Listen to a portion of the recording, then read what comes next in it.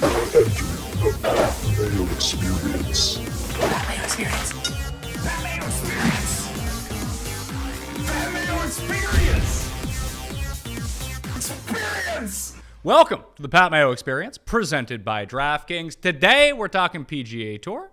We're talking LIV Tour. What does the future hold for these two entities? Could they work together? Will they always be on the opposing ends of anything? Smash the like button if you're out there. Rate and review the podcast. Joining me to break it all down, Kevin Clark from The Ringer. You had probably the best article I saw on this, although I was reading the Twitter comments because I thought I always find it hilarious to read other people's Twitter comments, not my own Twitter comments. Some people get very riled up about this, which I completely understand. And listen, it's a stance that is going to polarize a lot of people. There are people like, hey, you can't take blood money, and that's an instant out for them. Right. Other people are like, yeah, they're giving me $250 million. What do you want me to do about this? How do you see this playing out now that we've seen a LIV event? We've seen the PGA Tour reaction, and we'll get into that in a second. Yeah. Like, what does the next 6 months, a year look like for the LIV Tour? Like, are they even trying to make money? No, they're not. I will say with the Twitter comments, there are some issues where you just have to recalibrate kind of what the accepted ratio of good to bad comments is. And I think I hit about 70-30, like 30% of people wanted to absolutely murder me after that column, which I think is like within the accepted norm for this issue, because there's just people who for some reason are really identifying with the LIV Tour, think it's going to save golf and all that stuff. And I'm not really sure I see their arguments, but yeah, you're just going to get that in the mentions. What happens over the next year? No, there is no real business model with LIV. And that's part of the problem. And that's why I don't think that this, and it is a civil war in golf, I don't think that this is winnable for either side. There will be a trickle of stars, maybe not superstars. We kind of know who's pledged loyalty to the PGA. And I think you're going to see more guys like Abe Answer, 20th in the world, marketing appeal inside and outside the United States, international. I think you're going to see more guys go. And eventually, unfortunately, the week-to-week becomes a little bit of two AAA tours. That's just what happens if Dustin Johnson is in one tour and Rory McIlroy and Jon Rahm are in another. If Brooks Koepka gets hot again, it almost becomes a little bit, unfortunately, like boxing, where the week-to-week is filled with hypothetical matchups. And hey, well, what if DJ and Rory were going against each other in the final pairing? And maybe it becomes a 4 times a year sport, which was already trending in that direction. But that's not good for golf. I don't see a situation where this benefits the fans in any way. The week-to-week is a star generator. You know, like if someone can pop at the Memorial or at the AT&T or at the Players and become in the forefront of golf and stay there until the majors, then have a chance to become a super duper star at the majors. We're going to get all of those rhythms taken away from us. What the PGA Tour did this week, as far as increasing total purses by 54 million, creating no-cut events or more no-cut events, making the field smaller. You know, in Alan Shipnick's book, I thought the most interesting thing was not the Phil Mickelson stuff at the end. It was when he told Brandel Chamblee that he wished the PGA Tour was only 30 players. And to me, I think most PGA Tour guys only want the tour to be as big as what would include them and no more. And so I think that if you're trying to cater to the superstars, they're doing a pretty good job. But on the other hand, there's going to be enough guys who say 9 figures, screw it. And it becomes a little bit of almost like a prisoner's dilemma thing, right? Where you're getting worried. What if, Max Homa said on No Laying Up to Jordan Spieth is the guy where everybody says, oh, captain, my captain. What if Jordan Spieth takes $500 million? You don't know. I mean, it sounds like Jon Rahm got offered $400 million. So everybody kind of gets a little more worried week to week about what LIV is capable of as far as stealing the top players. I like the idea of, I don't like the idea of this being a 4-weekend-a-year sport, but realistically, like when you look at the ratings for golf, that's essentially what it is. Even the U.S. Open ratings were way down this year. Like there's just not as much interest. And I think that people within the golf community kind of forget that from time to time. Like DraftKings and gambling has been such a huge boost to golf and its overall appeal, and especially making the demographics younger for this type of thing. And LIV doesn't have that element of it yet, because as we know, people who bet on it, play DraftKings, play daily fantasy, do the research on everything, that the worst events that you can go into are the no-cut 30-person events. They're awful. Yeah, hate them. There's absolutely no fun that goes along with that. And I think that the PGA kind of blew it with this schedule. Like, all they really did was juice up existing. Like, I'm glad to see the Genesis and the Arnold Palmer have bigger prize pools. Maybe you can get elite fields there. So Instead of looking at 4 weekends a year, maybe you have 8 weekends a year. Like, no one gives a shit about the FedEx Cup. Like, that's just straight up. Pumping up the BMW championship pool from 15 million to 20 million, not really doing a thing. Here was my idea, which they're never going to do, because apparently this is, I don't know if this is official for 2024 or this is like the proposed plan. Maybe there's going to be some amendments to it. I don't know. But you've seen, I mean, basketball has talked about this for the in-season tournament for a while. Yeah.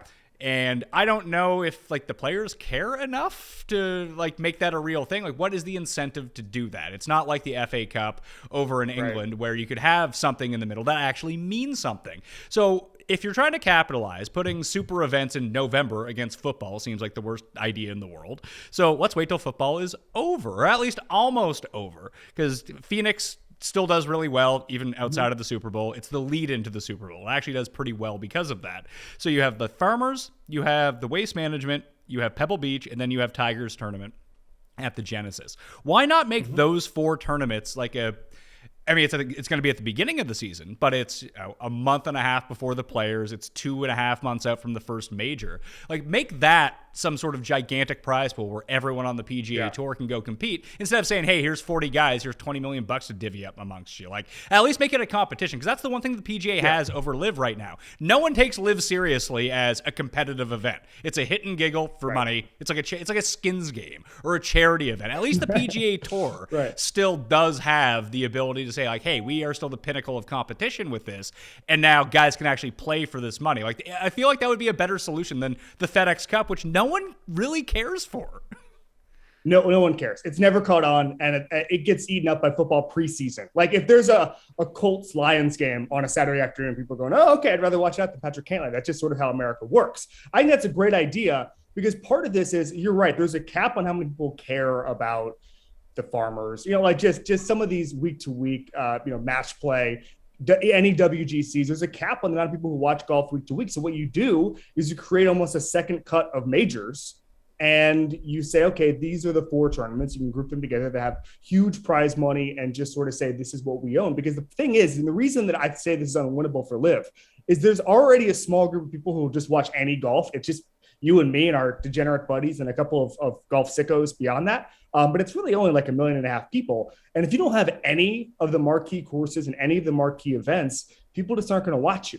And so you have to do something to differentiate it. And as you just said, the PGA has that capability. LIV does not. LIV cannot just say, oh, Pumpkin Ridge is now like going to host the LIV major. Like, that's just not, there's no capability for anybody to care about that. They can say, it's worth $100 million or something crazy like that. But the PGA does have the advantage of tradition. That's their play right now, is that, again, guys like Max Homa, guys like Rory, guys like John Rahm, they grew up wanting to win these tournaments. And so I think you can kind of create a tiered system where you say, okay, you know what? These things are more important. And listen, in the same way, you're going to have to screw a couple of Korn Ferry guys or guys who are ranked 130 in favor of the superstars and not give those guys a chance to move up. You're going to have to say to some tournaments like, sorry, Honda Classic, like, you're just not as important as you were 2 years ago. That's going to be tough, because I don't know how long these deals are in place for with some of these tournaments. Like, how much is Rocket Mortgage on the hook for the Detroit tournament, which could cease to exist a year from now? It's a tournament I like. Like, the John Deere Classic has been around forever, but now they're going to compete not only are they going to compete head-to-head with what is going to be the second LIV event at the Pumpkin Patch, or whatever the hell it's called.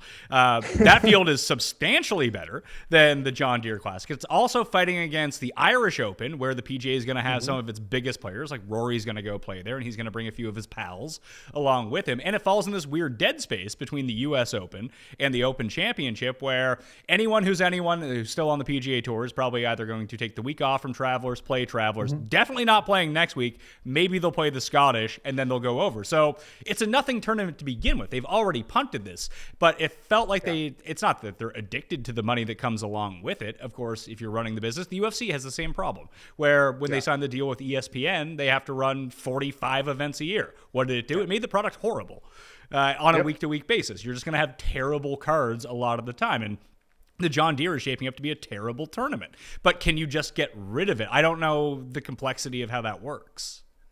I don't think you get rid of it. I just think you can kind of just say, we're prioritizing these, we're increasing the tour money on these. And this is already part of what they're doing right now, and saying, okay, you were going to have this, but it's going to be kind of a tour that we're marking as less significant than the ones that we're really prioritizing. I think that's important.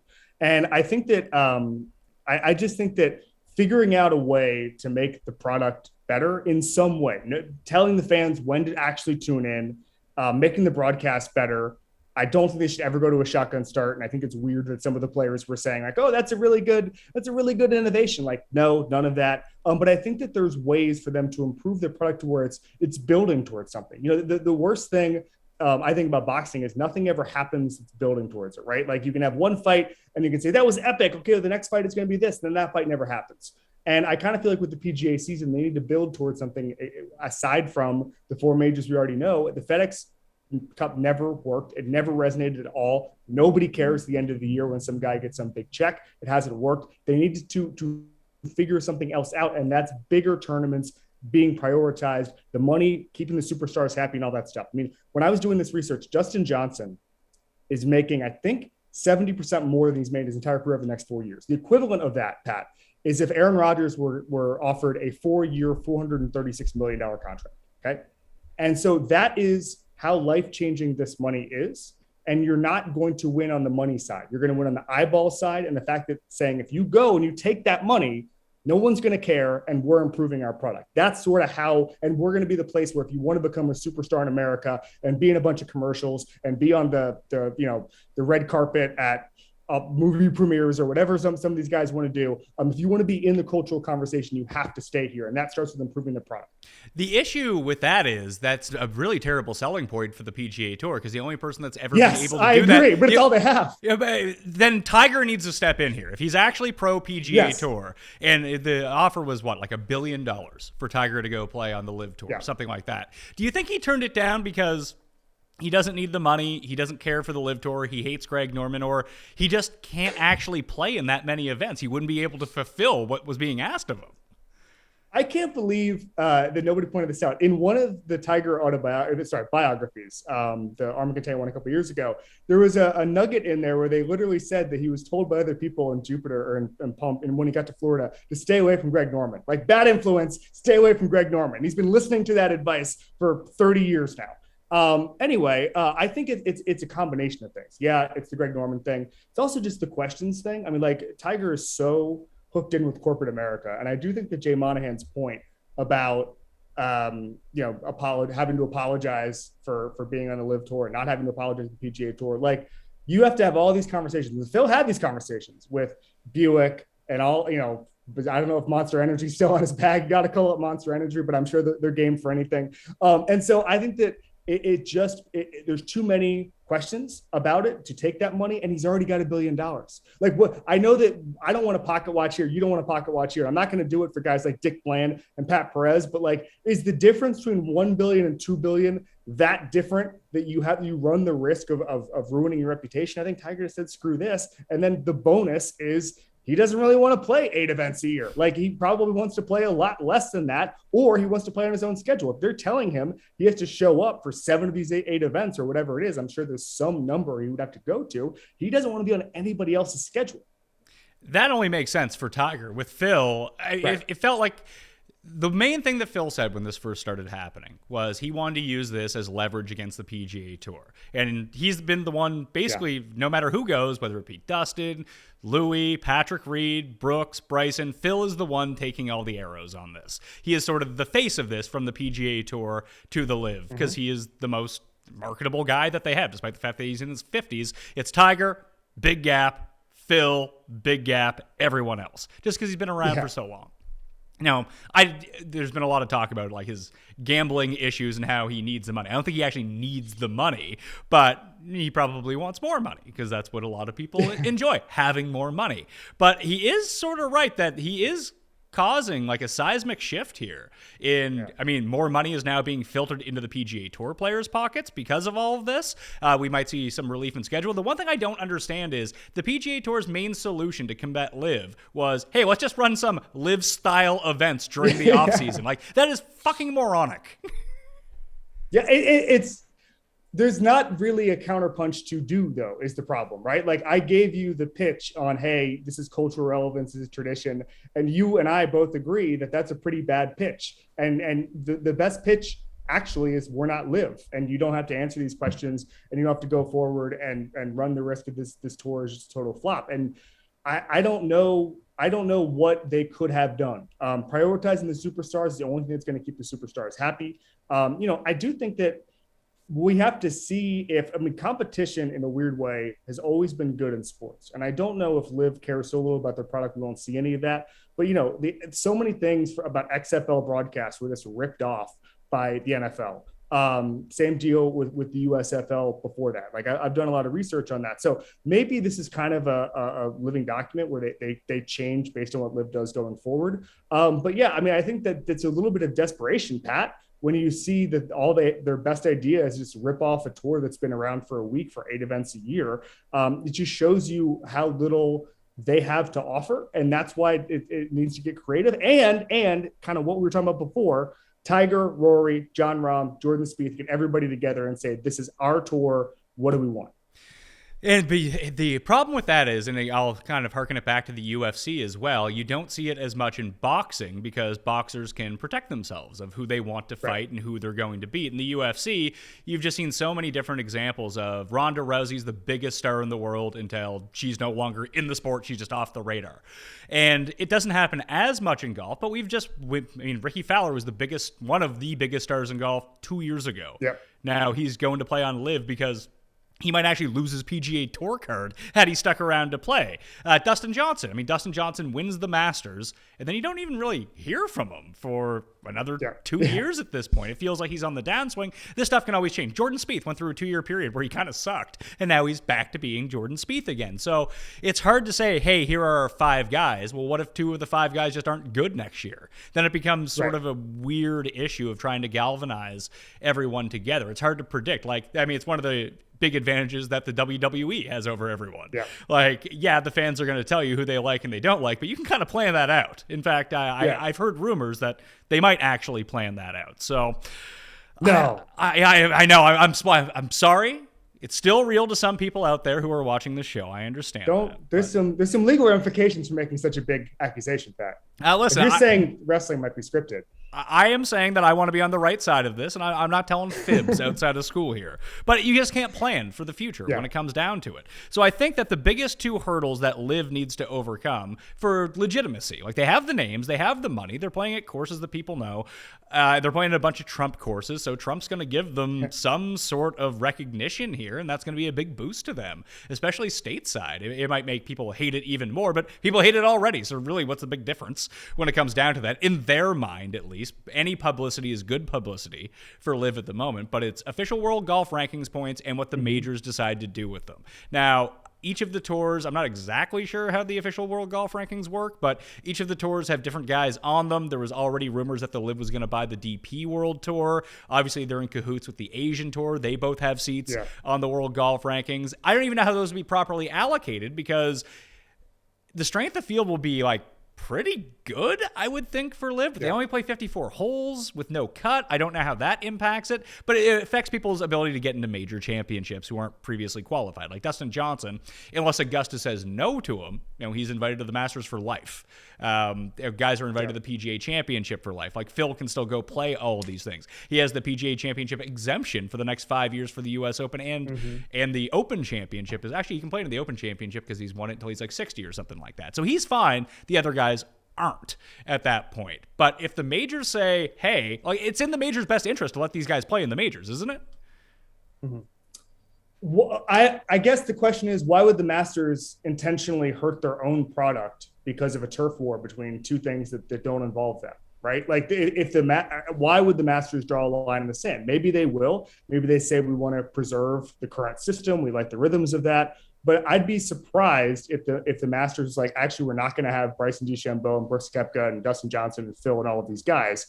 And the other thing is we won't know. Next February, a bunch of guys are going to get a little envelope and we'll have to find out that Charles Schwartzel wasn't actually invited, right? That's the only way we're going to know. They have 10 months to figure this out, and so they're not going to do it. I mean, I think the strength of field thing is pretty interesting because I think that that's the biggest risk factor for LIV is they sign all of these guys and there's no cut. And we saw Phil shoot 10 over in the first one in London. What if these guys almost view, what if there's enough guys? And I saw an analogy to like the MLS, right? Where some of these guys get here, they get $7 million a year to play for the LA Galaxy. Some of these, it's just like we're playing for Smash GC or some of these team names here. And they don't take it as seriously.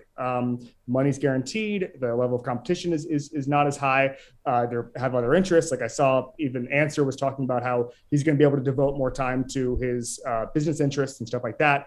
And so the biggest risk factor for me is that the strength of the field actually goes down because the guys they get guaranteed money for in the no cut events, there's no moving up and down. And there's going to be guys they signed. Taylor Gooch is a good example. Is there any guarantee in 2 years that Taylor Gooch, who according to a lot of people has guaranteed starts going forward, is going to be a top 15, top 20 guy? No. Like DJ might get old. Lee Westwood, Ian Poulter, these guys have inconsistent streaks. So we might have weeks where, okay, the LIV is happening, but like everybody's playing badly and there's no mechanism for anybody else to come in and play well. So that's the biggest externality for me as far as LIV's pecking order status. Now, like the Asian tour, the European tour, it seems to me that starts to defeat the purpose, Pat, because if you're saying, okay, these guys aren't getting world golf ranking points for LIV, so they have to go play 10 tournaments in Europe. Isn't that what you were trying to avoid in the first place?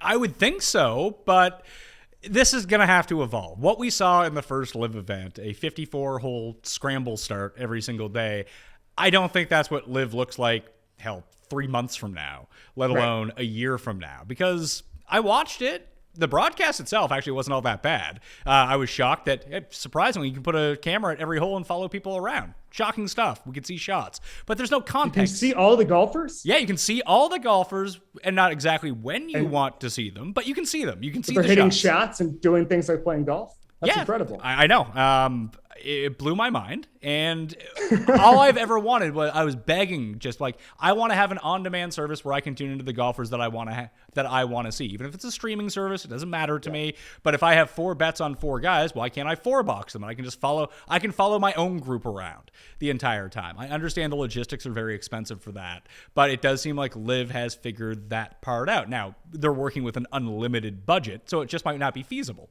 But for them, it is, because they're just okay with throwing their money away and burning their money. It's part of what their plan is all about.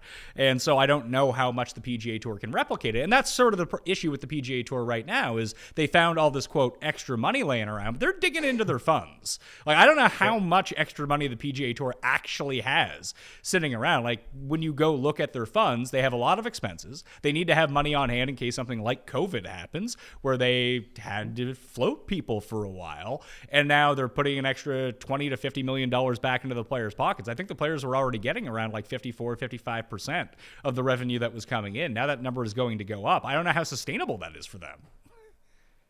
Neither do I. And they're going to lose any financial pissing match. They're going to lose that pretty substantially, because part of it is, and this is the same thing when you deal with a team like Manchester City or, the old school, now the Dodgers. I was going to say the old school Yankees, now the Dodgers. It's not just the fact they can spend this money on the front end. It's that mistakes don't matter to them, right? And that's the biggest difference between a team with an unlimited budget and a team without it, is that they can say, oh, we signed this guy for 150, didn't work out. Oh, well, we'll sign the guy who's 4 years younger, who's exactly like him, for 150 as well. Like, that's part of having an unlimited budget. And so I don't know, like, at some point you get worried for just the viability of the tour if they're trying to get into a financial pissing match. But this is kind of what they have to do. And this is, listen, Jay Monahan, like, sign better sponsorship deals. Like, this is on you to generate some revenue for these guys to at least make it feasible, because I do think Phil Mickelson, made $40 million a year, something like that in sponsorship, according to a couple of different stories about him. Like, I do think that it's not a huge out of the, Rory and John Rahm and these guys can make $40, $50, $60 million in extra sponsorships, plus the money on the PGA Tour. Like, I do think the gap is a little smaller than people think on a year-to-year basis, but it's up to the PGA to allay any of those fears and just figure it out. Like, do your job, brother.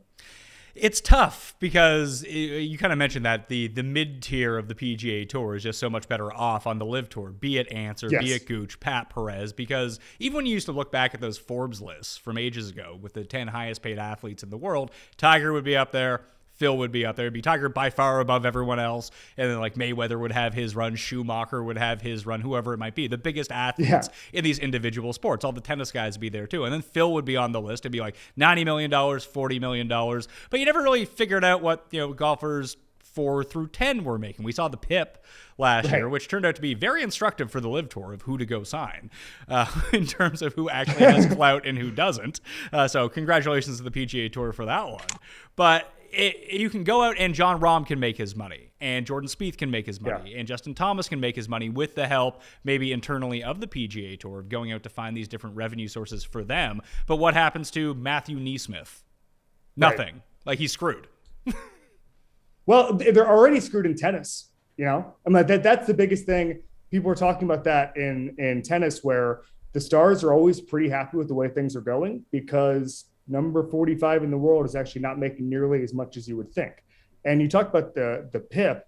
I mean, like, I think 4 of the 6 have already gone to LIV. And, I think Sally from No Laying Up made this point on the Max Homa podcast today. But like the remaining 6, if any of those guys go, we start to get extremely, extremely worried. And so, I don't really know what the future of that holds. And what, by the way, do the PGA Tour guys get more money now that the LIV guys aren't going to get it? And now, like, does Rory see a windfall here? So financially, that's something to watch. It's just how, I guess you'd say, the markets react to this, Pat. It's true, but I mean, any year that they run PIP, if that continues to be a thing, Tiger Woods is going to win. That's not even going to be close. So it's just like, here's Tiger, here's $40 million, go nuts. And then it's for everyone else to divvy up the scraps when it comes down to it. Maybe there's going to be an adjustment to that. I'm not sure. Who are the PGA Essentials that are left? Like, we've seen the dam break a little bit, and even like watching the Travelers press conferences, and someone asked Patrick Cantlay, and that guy couldn't get a sentence out after he was asked about it. So he's probably gone. He's a great player, and I think but he fits the profile. He fits the profile. Inconsistent. It hurt some of the time. There's no guarantee that he's going to make $100 million on the course over the course of his career going forward. And so he's not, like, if you were to make a list, Bryson and Brooks are right up there.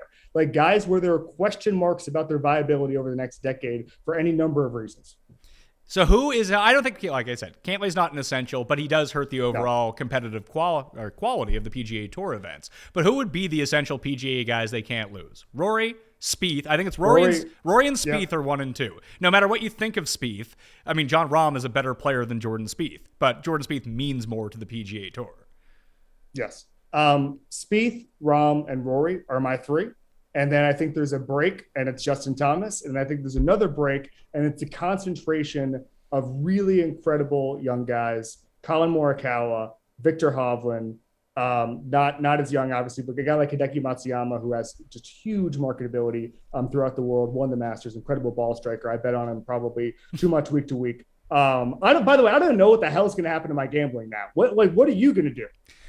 I would guess that if places are going to offer LIV odds, and it happened for the first one, so there was like a really juicy market when the LIV odds first got dumped. I think it was at an offshore, and then everyone else, like legally within the United States, ended up picking it up. But the odds had been so beaten down by that point, it was pretty much unbettable. Not even knowing like what the whole concept of 54 holes is going to be. I do think that a lot like, and we haven't seen this as much in the past few years, but the first round leader market used to be very juicy for long shot bets, mainly because anyone can kind of beat anyone in golf over one round. There's a reason that they play the 4 rounds, that the better player over the 4 rounds is going to be more consistent. The cream is going to rise to the top. If you have a weird format and only 3 rounds, I could see it being sort of a long shot paradise for some of these events, especially when the quality of the field gets up. And what you had mentioned, that if these guys are kind of checked out because they don't care, well, Henny Dupuis is probably not checked out. Well, Louis is probably checked checked out. Yeah. So there could be a good betting opportunity for all of us out there. Yeah. That would be nice.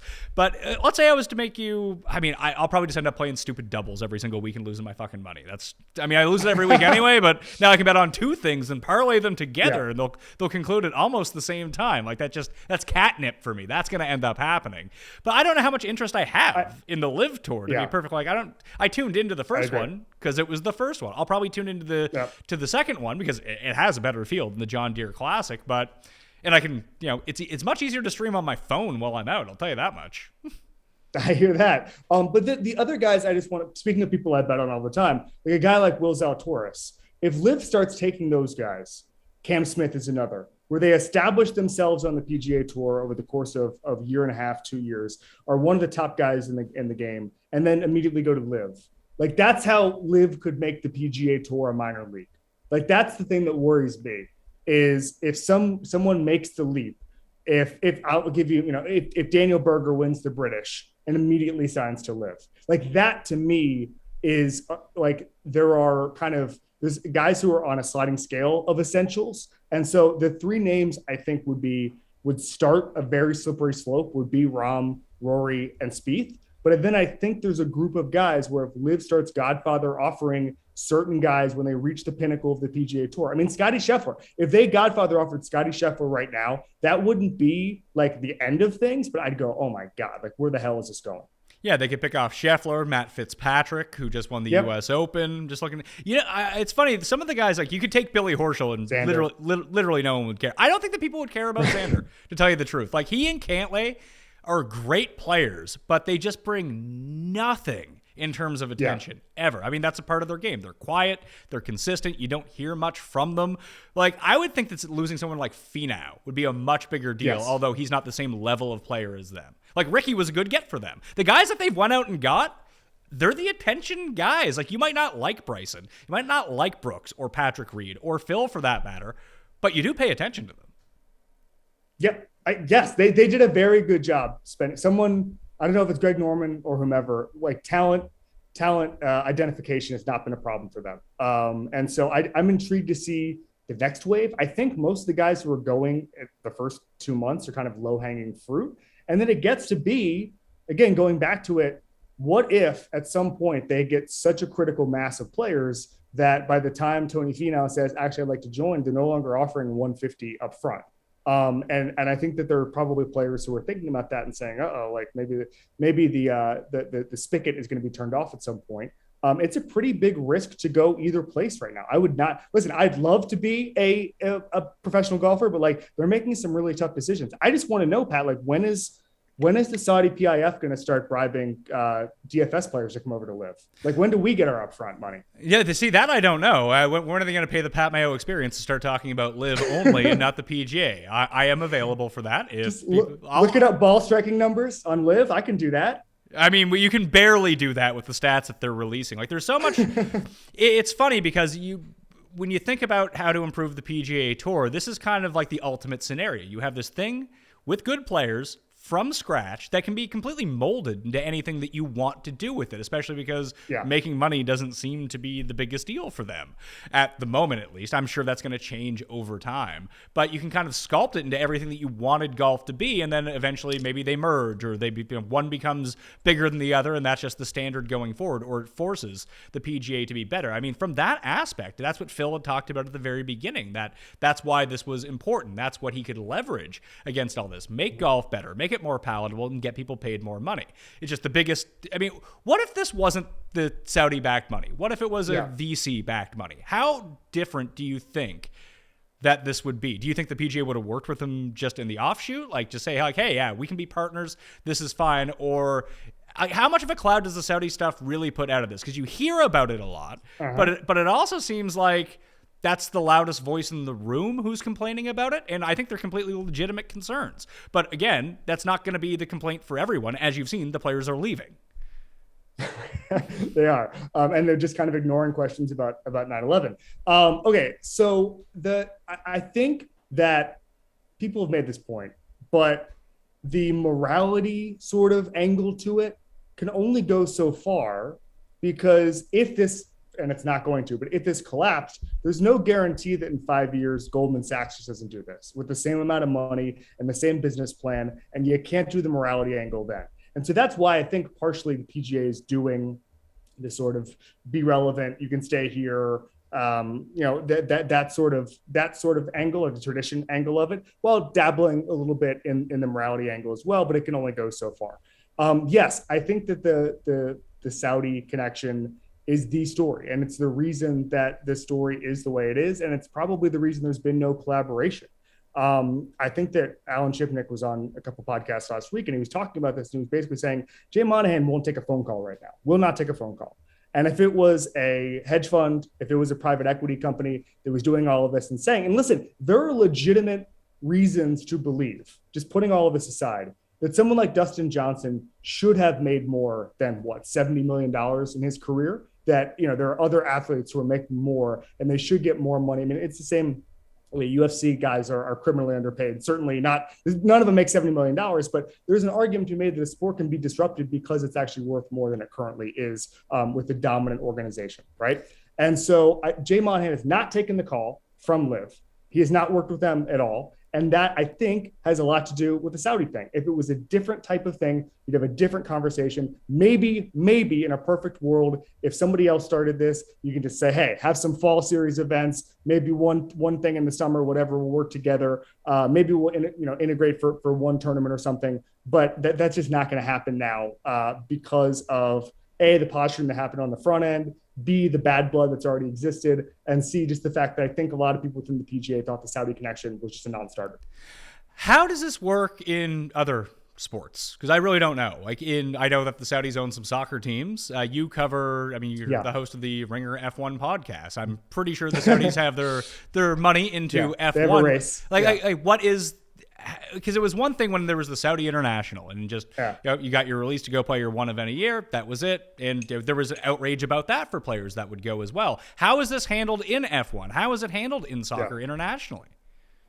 So there's a nice distance between the Saudis and the participants, the athletes in those sports. So I'll give you an example. So there's a race in Jeddah in Saudi Arabia every year in Formula One. The drivers, including Lewis Hamilton, have said, we don't want to go there, but they don't make the decision. Lewis Hamilton is not joining Saudi F1. He's just in the league that goes there. So the CEO, Dominicali, some of the executives, they get to be the bad cop in this situation. And there's plausible deniability for guys like Sebastian Vettel and Lewis Hamilton, who are super, they like to be athlete activists, and they get to say, we don't think we should be here. Same deal with they go to Hungary every year, and Sebastian Vettel has worn gay pride shirts just to take a dig at that regime there that is anti-gay.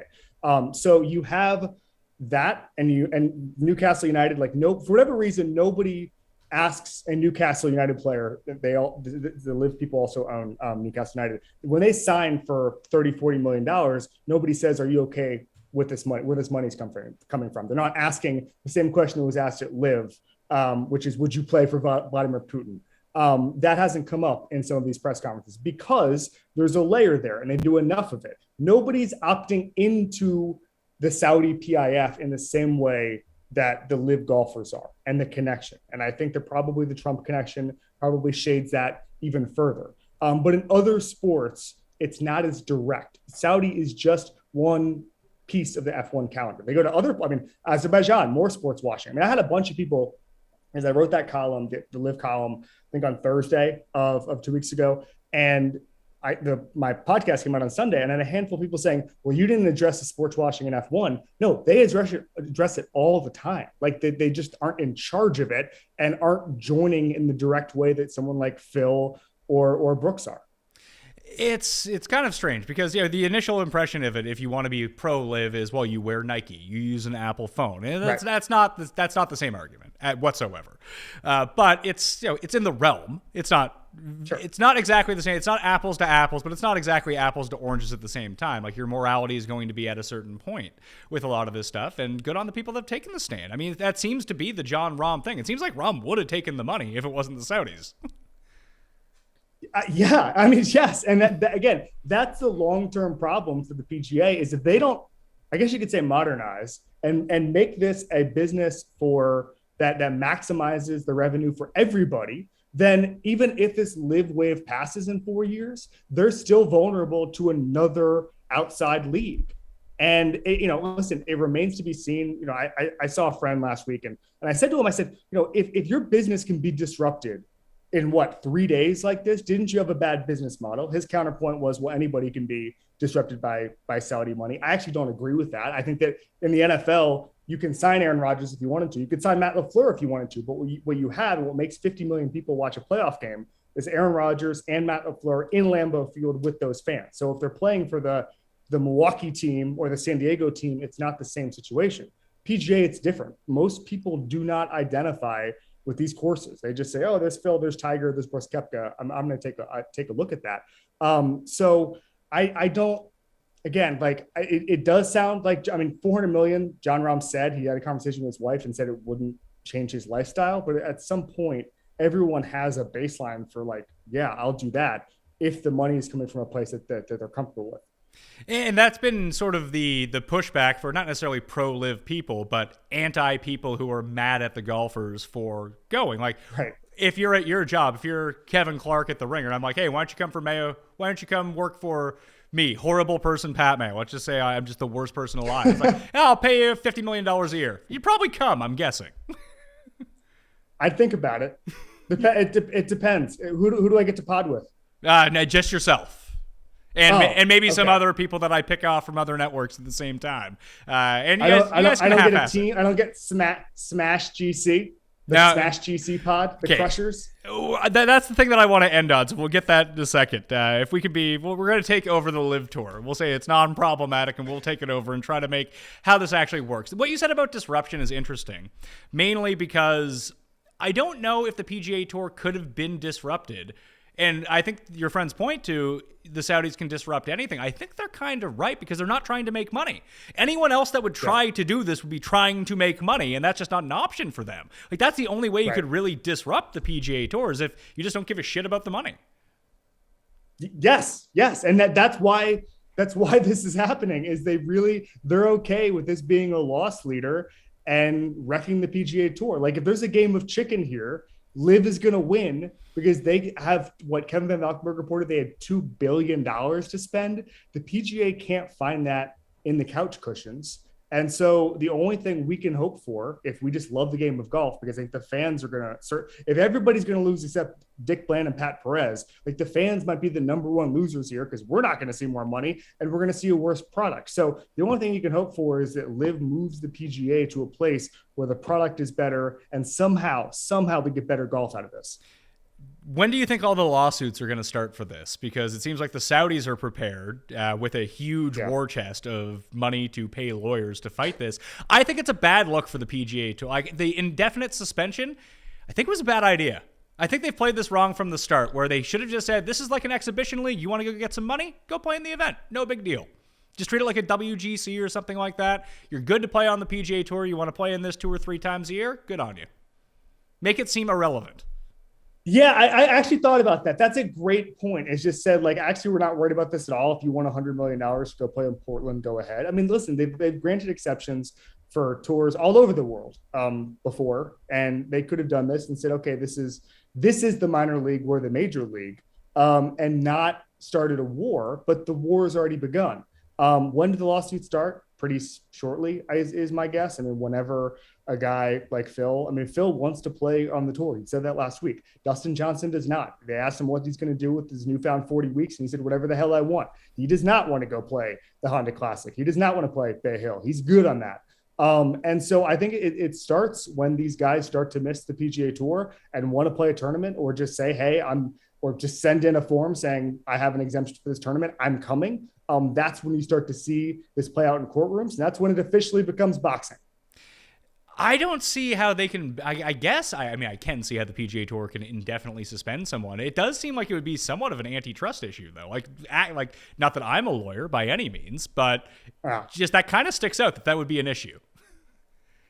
I don't know. Like, the UFC, everybody keeps saying, well, they're independent contractors to do what they want. Well, UFC fighters are also independent contractors. It's different because they're on 2-fight deals, 3-fight deals. Those deals used to get extended when they won championships, all that stuff. The contractual language in the UFC is pretty gross. But it's the same sort of thing where they are not employees, but they seem to have a lot of control over them. And maybe the PGA Tour can start signing guys to different deals that make it legally like that they're a part of something. LIV guys or not. I'm not totally sure. I just know that if I were Jay Monahan, I'd be on offense trying to figure out how to keep those guys out if I wanted them out. Well, I think that the bigger thing would be is the LIV could say, hey, you guys can't play on the PGA Tour because you've signed these contracts. That actually makes sense to me, not the other way around.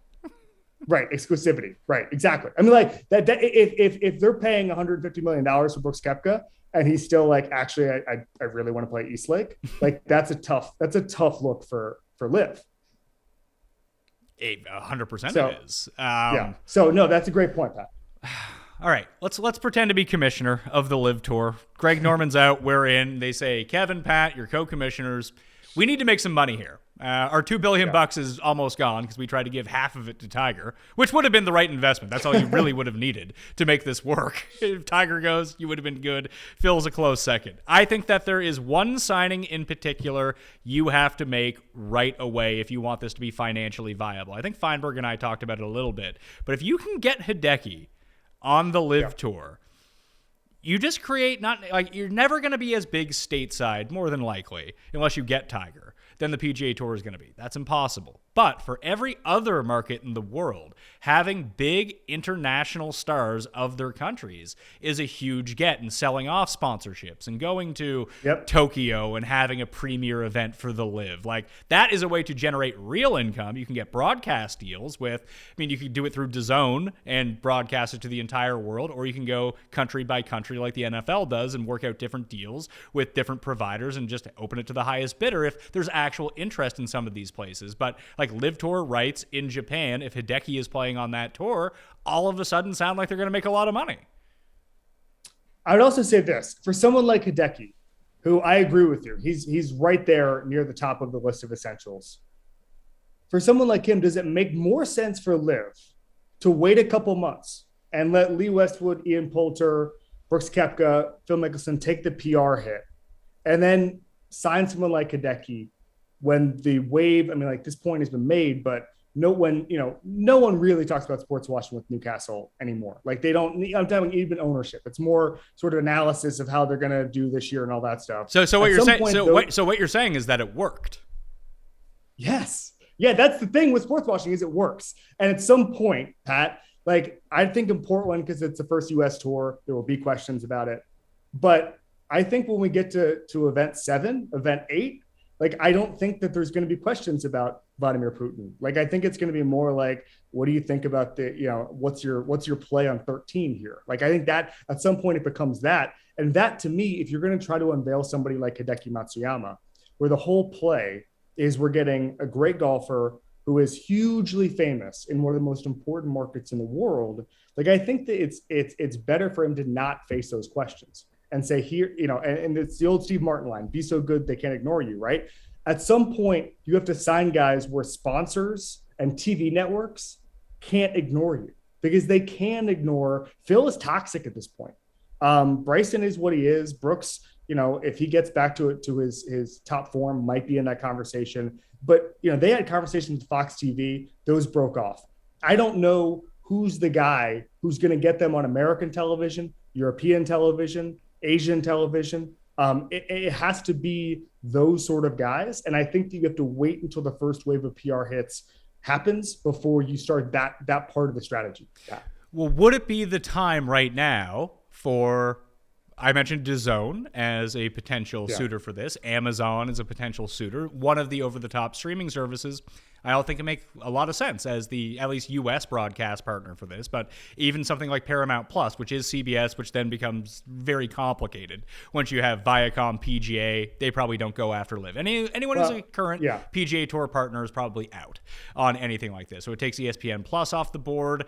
And realistically, ESPN Plus is just US only. I can't get ESPN Plus and their full catalog in Canada. Those rights are distributed otherwise. But if you could just buy the entire package and distribute it evenly across the world, I think that's one thing. That's why you see a lot of these streaming services own their own content, because then what's on Netflix in the United States is not different than what's on Netflix in Germany, for example. Right. But picking off each of these major superstars in each of these major markets, I think is pretty key. Like if you get Adam Scott and Cam Smith, and then you get Australia, they've done a good job with South Africa. You get Hideki, they have Martin Keimer, so they've got Germany, these big population centers where golf is relatively popular, and you could sell it off there. There might even be a part of the deal of, hey, Hideki, here's $100 million to come play, but you also get 15% of all revenue generated on our Japanese contract that comes in once you come over and after we sign it. So there could be baked in upside for something like that. That's what I would be doing as commissioner, to try to entice people to come, that you can also share in the profits of this as well, based off the trademark of your name, something the PGA would never allow you to do, because they're going to take every cent of that. But why hasn't any sort, maybe they have, either domestically, I mean, DraftKings being one, but the PGA is mostly partners with most gambling sites at this point. But internationally, that's not necessarily the case. Why hasn't a sportsbook latched themselves onto this to create sort of a in-gaming opportunity where you can broadcast it on their gaming website, and then you can make live wagers on it while you're watching it? That just seems like a printing press for money.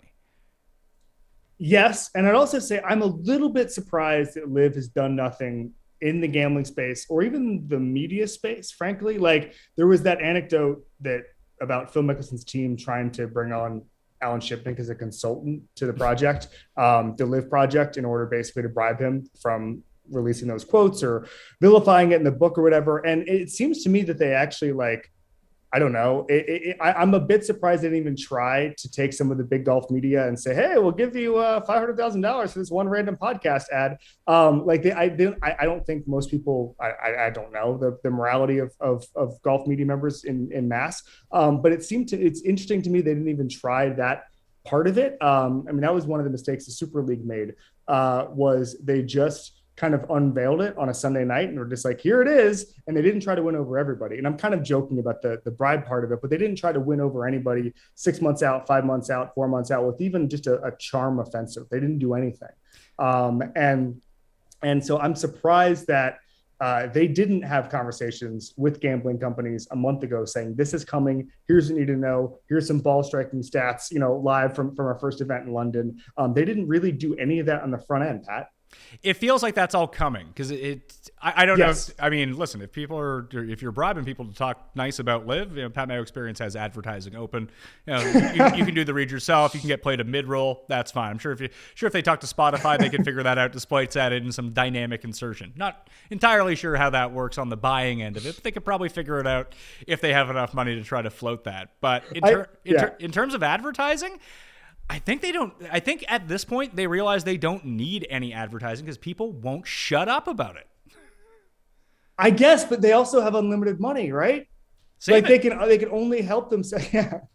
They can only help themselves by having really interesting commercials that run during the NBA finals and stuff. Like where were they during that? I guess that's my question. Again, it's very Super League-ish, and they said, here we are, and everybody's like, we hate this. And they're like, well, maybe you'll like it later. Well, I think that's sort of the point. Like you said, the sports washing, every example of it has basically worked so far that these questions end up going away. So maybe their strategy is, hey, let's wait for that tipping point. All the money that we were going to spend on the NBA finals this year, let's pump that into NFL Sundays, like 6 months from now, when people just aren't as... They'll find something else to latch onto that they don't like. This is how the media works at this point. Now, how much do you think that there's been such a galvanization of golf media, especially golf Twitter, coming out against LIV, and it's all they talk about. It's all the questions they ask, how much they hate it, and good for them for standing up for what they believe in. But there's enough people out there who are just so middle of the road that are just like, I can't fucking deal with this anymore. Like, I'm going to like LIV because I don't like these people anymore. Yeah, I've seen that reaction where it's just like, or they just think the competition is good and all that, or they just hate the golf media, which is totally fine. I love the golf media, but there's certainly within sports media members where I'm just like, actually, I'm gonna have the opposite opinion of whatever they have. But yeah, I've seen that on Twitter. And I've seen some of I've never really, Pat, seen a situation where there's more points that are just awful points being made in the Twitter replies that people think are legitimate than this story. And so I'm intrigued to see just how that dance goes between the media and then the fans who are pro-live or anti-media or whatever it is. But yeah, I think that there's a bit of a disconnect at this point between people, the media who say they hate live and the fans who are kind of ambivalent to it. I think the more important thing is to get a little more data on how much fans are even tuning in. You know, listen, the opposite of love is indifference, right? It's not hate. And so I think that the fans are going to speak by just not tuning into YouTube or not tuning into whatever streaming network ends up with live. I don't think that you're going to get them. Like Phil Mickelson was cheered all last week in Boston. Everybody loved him. And I think we overrate sometimes how much people are paying attention to anything. Like I remember talking to an NFL executive years ago, and he was saying that like the general fan is like a half season behind the diehard fan. He's talking about the Colts a couple of years ago, where the Colts made that late season run, and everybody was kind of like, you know, you couldn't really put them on in prime time in the playoffs because people were just like, wait, the Colts are good. And like it's just not, people don't live on Twitter, right? And so it's going to take a year for anybody to even realize what they like and what they don't like. And so the idea that they would all be in lockstep with some of these writers, Eamon Lynch is doing incredible work, right? I'm reading everything he writes. The most casual golf fans that I'm in group text with who are in Orlando right now, they're not sitting there reading Eamon Lynch's every piece. And it's going to take a while to figure out consumer behavior and what they like. My dad was kind of the same way. I remember him asking me about it last week. He's like, what is going on with it? Like, where does Phil play golf now? Yes. It's this like Saudi Arabian backdoor. He's like, oh, okay. He's like, is it on TV? No. He's like, all right, I'm not going to watch it. My wife's family had a family reunion last week, and a couple of her cousins were sitting around, and one of the guys was just like, hey, I heard there's a new golf league. That could be cool.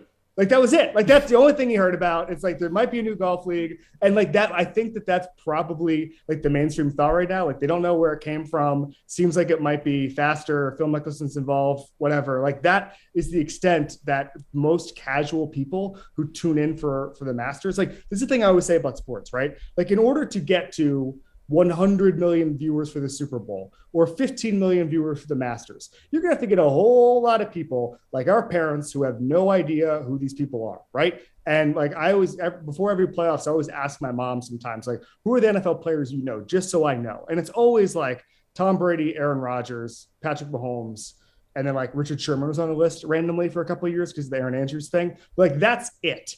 And I kind of think we all overrate how much everybody's living and dying with each piece of sports news, let alone live transactional news.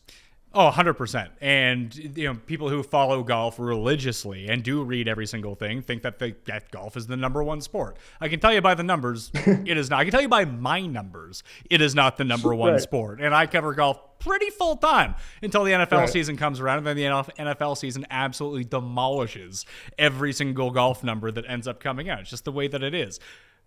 Two last things. One is the team concept that you brought up earlier. How are they not televising the draft? Like, it's insane that would be a piece of content. Because it's fixed. Who cares? It's fixed. I don't care if it's fixed.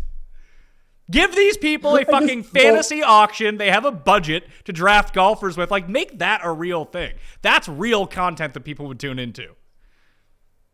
I agree with that. I agree. They need to unfix it. They need to tell these guys, we're giving you $150 million, do a Don Draper, that's what the money's for thing. So you can't play with your buddies. We're doing a live auction. We're doing it on whatever streaming service signs it up, or we're just doing it on YouTube, and we're rolling the ball out. I agree with that. That's cinema. Because the team stuff makes absolutely no sense to me. Even when I was trying to, like, the graphics that they, like, are they paying like one of the LIV guys' nephews $3 million a year who's an intro to graphic design to do these graphics? Like, the rest of the broadcast looks so good, and you're looking at it and you're like, am I watching Twitch? Well, like, what is this?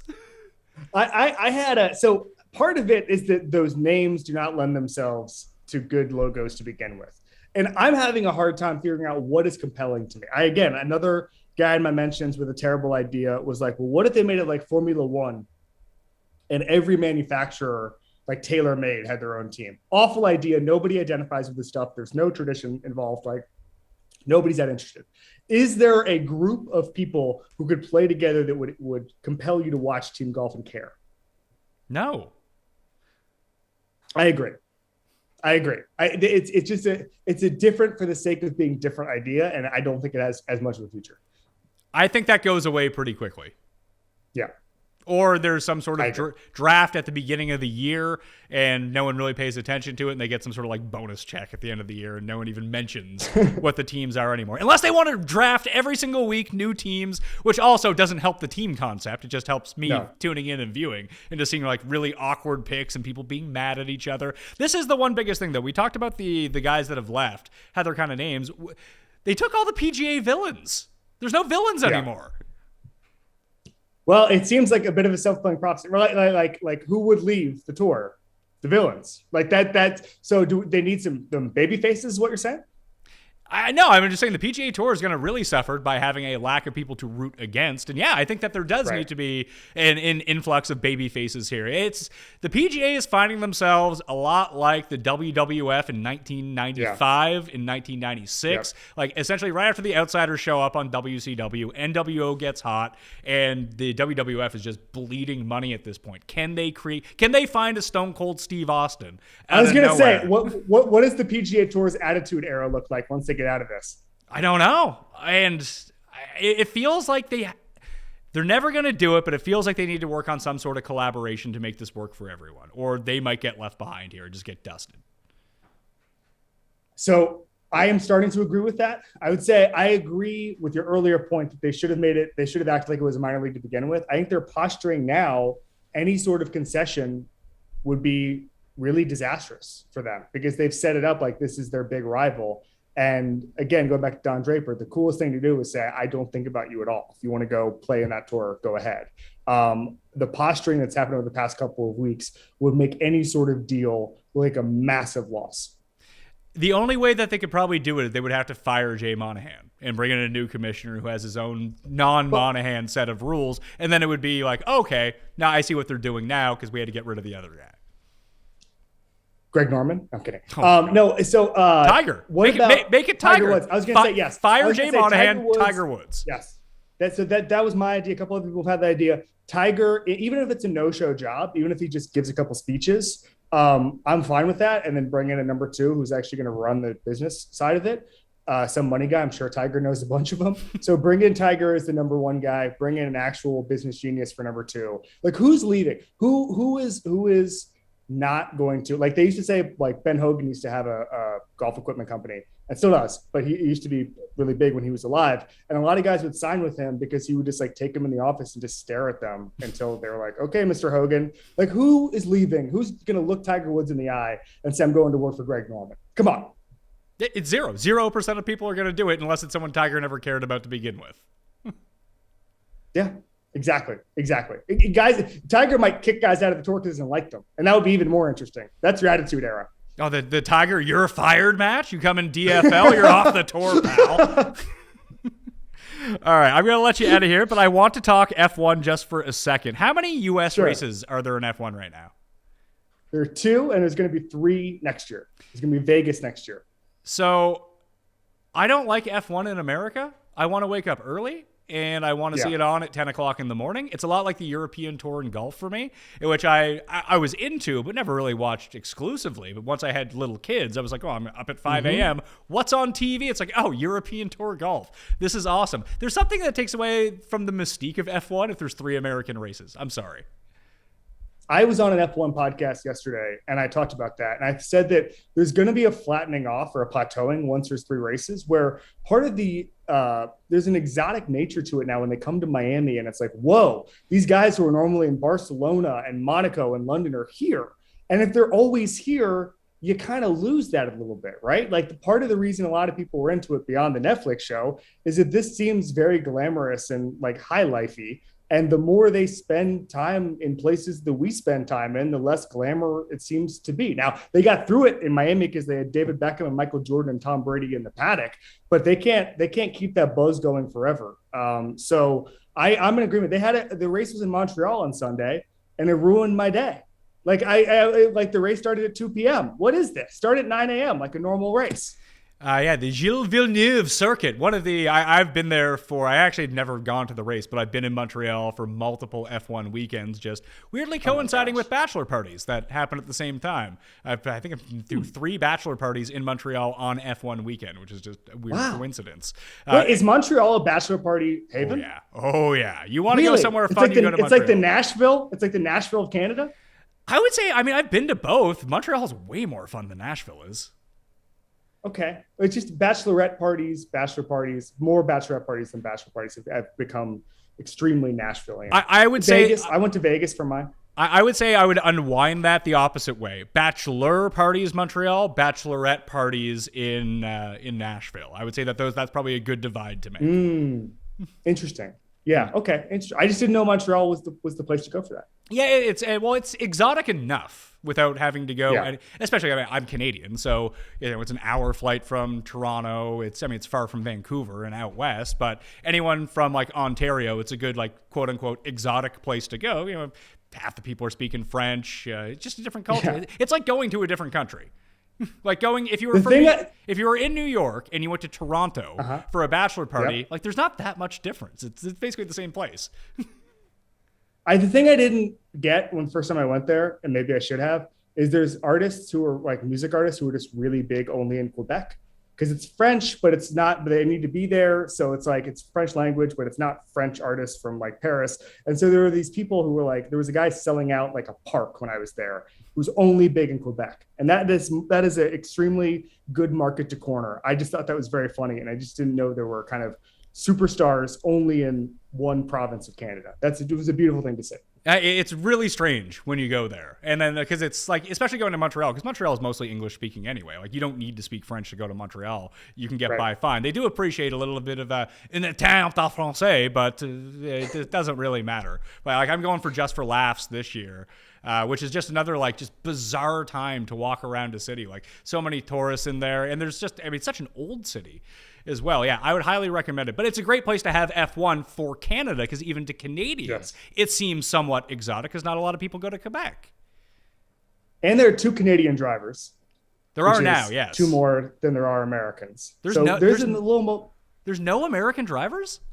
No, not in F1. There's only 20 of them. And people have been trying to make a case for certain guys in IndyCar or whatever. It's been, there are a couple of guys, Scott Speed was there in the late, in the 2000s. It's happened. There have been 2 world champions, Andretti and Phil Hill.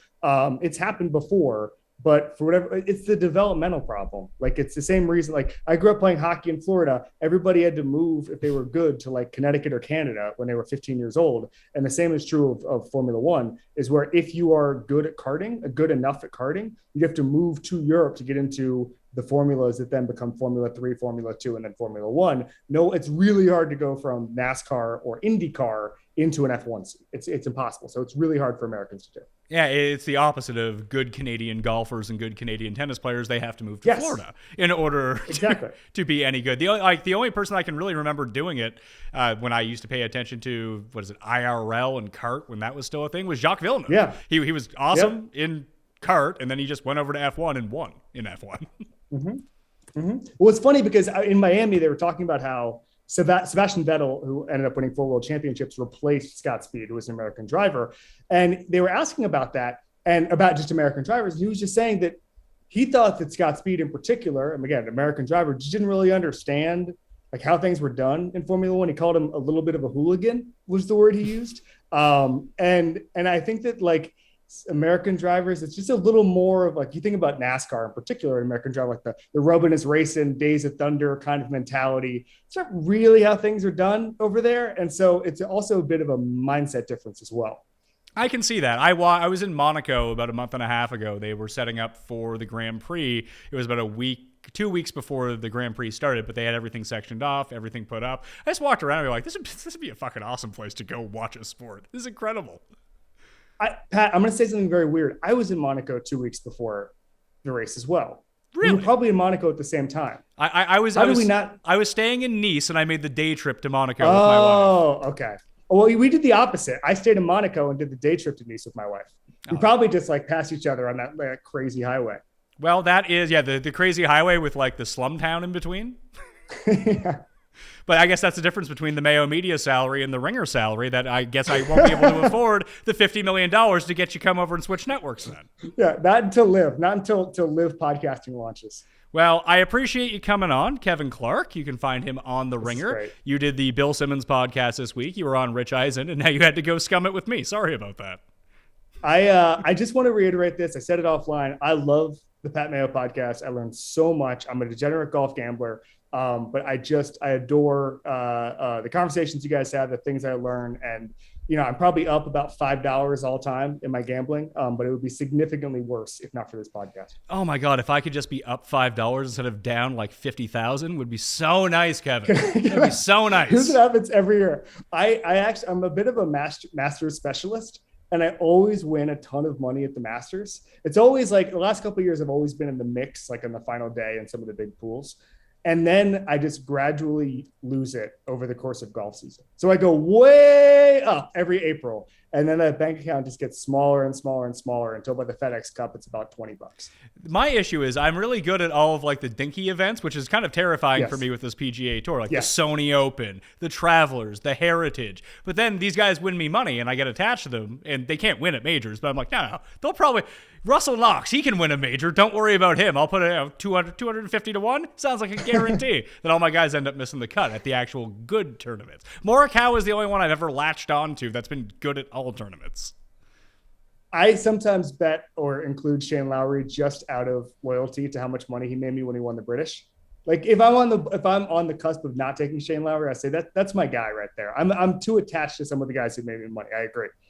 I like it. When does the NFL show go full time for this year? Will that be end of August, early September? Yeah. So we're doing one a week right now. We're doing something really cool. I'm actually talking to Justin Jefferson in a couple hours. He's joining us for our top 10 wide receivers pod, which is going to be really cool. That's the kind of stuff we're doing in the off season. I start my training camp on July 22nd. And so I believe the first stop will be Jacksonville. That's when we start going 2 or 3 times a week. That's when we get everybody back on the feed, going 4 or 5 days a week, doing daily stuff. So NFL show will return to its regular schedule in late July, would be my guess. And the F1 show is going every single week. When does the F1 season end? It's pretty long now. It ends in November. Someone told me, I didn't even know this until this week, they're ending early to not interfere with the World Cup this year. So it's a little more compact. But there's a race about every other week, and then there's some back-to-back weeks as well, especially once you get into the European summer. So we have a pod after every race, and then usually do a midweek one with an F1 journalist. All right. Well, thank you so much for coming on. It's been a good time. It's been a great time. Thanks for having me, Pat. No problem. Everyone smash the like button on the way out. Follow me on Twitter at the PME. Rate and review the audio podcast and share it around with some friends. That is how we grow the podcast. Thank you so much for watching. I'm Pat Mayo. I'll see you next time. Pat Mayo Experience! Experience!